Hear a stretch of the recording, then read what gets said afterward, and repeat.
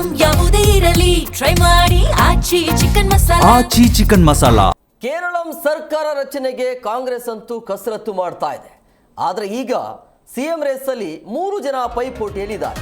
So ಹಂಗಾಗಿ ಯಾರಿಗೆ ಅವಕಾಶ ಇರುತ್ತೆ ಅನ್ನುವಂಥ ಕುತೂಹಲ ಇದೆ. ಕೇರಳಂ ಸರ್ಕಾರ ರಚನೆಗೆ ಕಾಂಗ್ರೆಸ್ ಕಡೆಯಿಂದ ನಡೀತಾ ಇರುವಂತಹ ಕಸರತ್ತು ಇದು.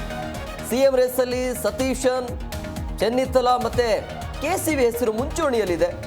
ಸೊ ನಾಳೆ ನಡೆಯುವಂತಹ CLP ಸಭೆಯತ್ತ ಈಗ ಎಲ್ಲರ ಚಿತ್ತ ಇರುವಂಥದ್ದು ಯಾರ ಹೆಸರು ಅನೌನ್ಸ್ ಆಗತ್ತೆ ಅನ್ನೋದು.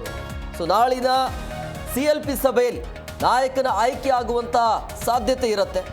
ಸೊ ಏನೆಲ್ಲ ಬೆಳವಣಿಗೆ ಆಗತ್ತೆ ಅನ್ನುವಂಥ ಸಹಜವಾಗಿ ಕುತೂಹಲ ಇದೆ. ಸೊ ಕಾಂಗ್ರೆಸ್ ಹೈಕಮಾಂಡ್ ಅಂಗಳಕ್ಕೆ ಈಗ CM ಫೈಟ್ ಅಂತೂ ಹೋಗಿರುವಂಥ. ಸೊ ಹಂಗಾಗಿ ಯಾರಿಗೆ ಅವಕಾಶವನ್ನು ಮಾಡಿಕೊಡ್ಲಾಗತ್ತೆ ಅಂತೇಳಿ ತಪ್ಪೇನಿಲ್ಲ ಈ ರೀತಿ ಪೈಪೋಟಿ ಇರೋದು.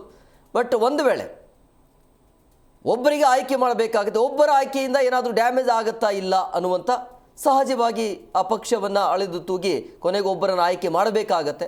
ಒಬ್ಬರಿಗೆ ಕೊಟ್ಟು ಇನ್ನೊಬ್ಬರಿಗೆ ಕೊಟ್ಟಿಲ್ಲ ಅಂತ ಹೇಳಿದಾಗ ಆ ನಾಯಕ ಏನು ಮಾಡ್ತಾನೆ ಅನ್ನುವಂಥ ಪ್ರಶ್ನೆ ಇರುತ್ತೆ. ಸೊ ಹಂಗಾಗಿ ಈಗ 3 ಜನರ ಹೆಸರು ಮುಂಚೂಣಿಯಲ್ಲಿದೆ.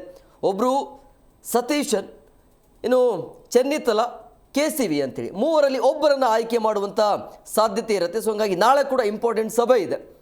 ನಾಳೆ ನಡೆಯುವಂಥ CLP ಸಭೆಯಲ್ಲಿ ಅಲ್ಲಿ ಬಹುಶಃ ಅವತ್ತೇ ಅಂದರೆ ನಾಳೆನೇ ಫೈನಲ್ ಆಗುವಂಥ ಸಾಧ್ಯತೆ ಇರುತ್ತೆ. ಸೊ ನಾಳಿನ ಈ ಒಂದು CLP ಸಭೆಯಲ್ಲಿ ಯಾರ ಹೆಸರು ಆಯ್ಕೆ ಮಾಡಲಾಗತ್ತೆ ಅನ್ನುವಂಥ ಕುತೂಹಲ ಇದೆ. ಸೊ ಹಂಗಾಗಿ ಈ ಹೈಕಮಾಂಡ್ ಅಂದರೆ ಕಾಂಗ್ರೆಸ್ ಹೈಕಮಾಂಡ್ ಯಾವ ರೀತಿಯ ತೀರ್ಮಾನಕ್ಕೆ ಬರಲಾಗತ್ತೆ ಅಂತೇಳಿ ಪಿಣರಾಯಿಯವರ ನೇತೃತ್ವದ ಪಕ್ಷವನ್ನು ಧೂಳಿಪಟ ಮಾಡಿ ಕೇರಳದಲ್ಲಿ ಕಾಂಗ್ರೆಸ್ ಈ ಬಾರಿ ಅಧಿಕಾರಕ್ಕೆ ಬರ್ತಾ ಇದೆ.